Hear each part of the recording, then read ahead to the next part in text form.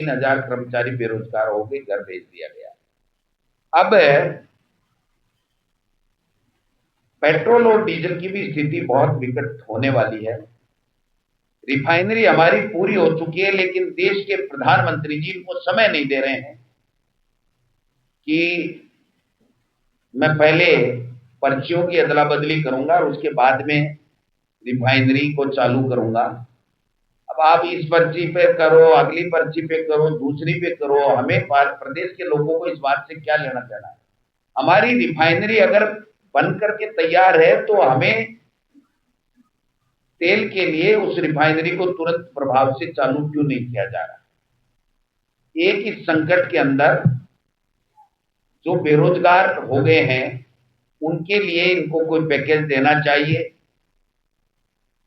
जो जिनकी शादियां हैं उनके लिए तुरंत प्रभाव से ये उपलब्ध करानी चाहिए, व्यवसायिक सिलेंडर उपलब्ध कराना चाहिए।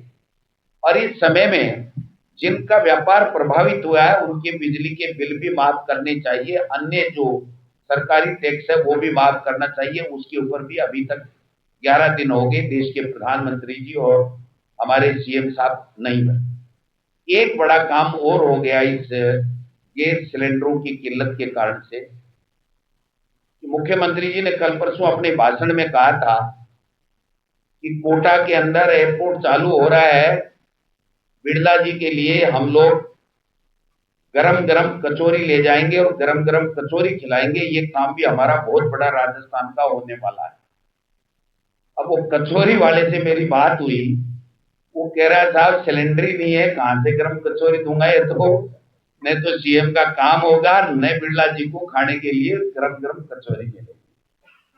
तो आप देखिए कि एक मुख्यमंत्री अगर अपने भाषण में बिड़ला जी को कचौरी ले जाने के लिए इतना बड़ा विकास कर रहा है, इतना बड़ा काम कर रहा है, वो काम भी प्रभावित हो गया और मुख्यमंत्री जी चिंतित नहीं हो रहे हैं कि बिड़ला जी नाराज हो जाएंगे तो क्या होगा। जैसे एप्स्टीन केस में ट्रंप नाराज हो जाए तो मोदी जी का क्या होगा, वो ट्रंप ने बता दिया।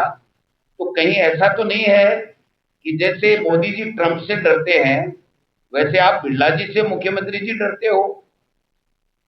नहीं तो एक मुख्यमंत्री जी को कचौरी के लिए वहां कोटा में हजारों लाखों रुपए खर्च करके प्रोग्राम करने की जरूरत नहीं थी कि कचौरी ले जाने के लिए हम ये काम जल्दी से जल्दी करेंगे।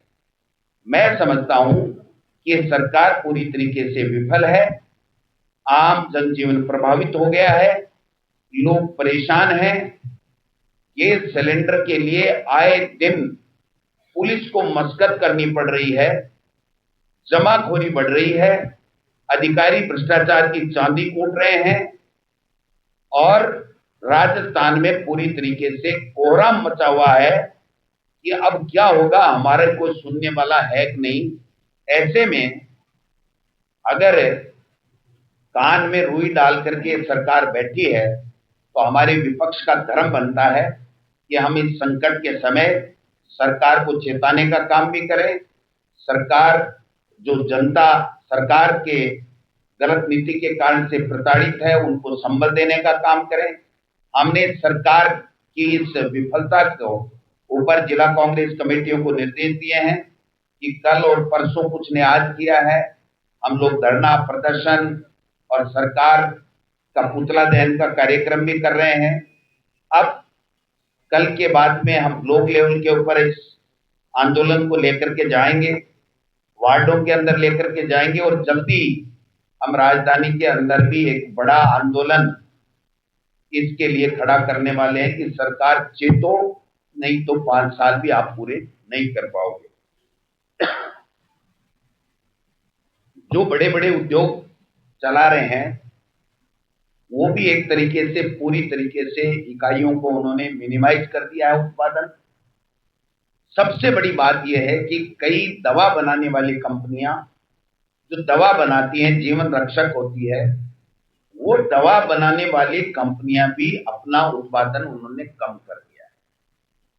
वायरल का सीजन है, अगर दवाई नहीं मिली, गैस नहीं मिली तो फिर क्या होने वाला है आप समझ सकते हैं। तो ये बात आपके माध्यम से हम और जूली साहब आपसे करने के लिए आए हैं। आप लोग बहुत अच्छे से, प्रिंट मीडिया हो, इलेक्ट्रॉनिक मीडिया हो, चाहे सोशल मीडिया हो, अब वो पहले वाली बात नहीं रही। अब तो खुल करके आप जनता की आवाज जो भी आपको मिलती है वो आप लोग उठाते हो। और राजस्थान का मीडिया तो हमेशा जो जनता के मुद्दे होते हैं उनको बड़ी प्रमुखता और प्रखरता के साथ में उठाता है, सरकारों को घेरने का काम करता है। अभी राजस्थान की विधानसभा का सत्र पूरा हुआ है, आपने देखा होगा 10 तारीख तक।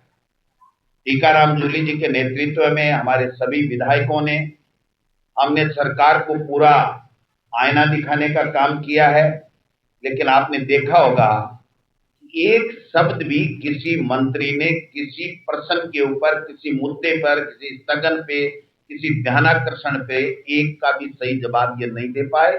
ये केवल और केवल एक बात ढूंढ रहे हैं कि जो बोलने वाले लोग हैं उनके खिलाफ कोई झूठा प्रपंच रच करके, कोई मुकदमे बना करके केवल जनता को भ्रमित करें और उनको डराने के धमकाने का काम करें।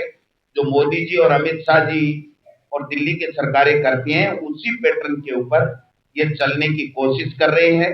हम चेतावनी देना चाहते हैं, आप जनता के चुने हुए लोग हो, जनता ने बहुत आशा और अपेक्षा के साथ में आपकी सरकार बनाई है। आप जनता परेशान नहीं हो, जनता की जो तकलीफ है उसके ऊपर काम करने का काम करो, ना कि गोविंद डोटासरा, टीकाराम जूली या दूसरे किसी लोगों की आवाज दबाने का, षड्यंत्र रचने का काम करो। ये काम आपका नहीं है। आप जनता के ट्रस्टी हैं, राजस्थान के ट्रस्टी हैं, आप मालिक नहीं हैं। आपने देखा होगा कि किस प्रकार से लोकसभा के अंदर जो हमारे इंडिया गठबंधन के साथियों ने जो सरकार की बखियां उधेड़ी हैं कि किस प्रकार से आप लोकसभा का दुरुपयोग कर रहे हो।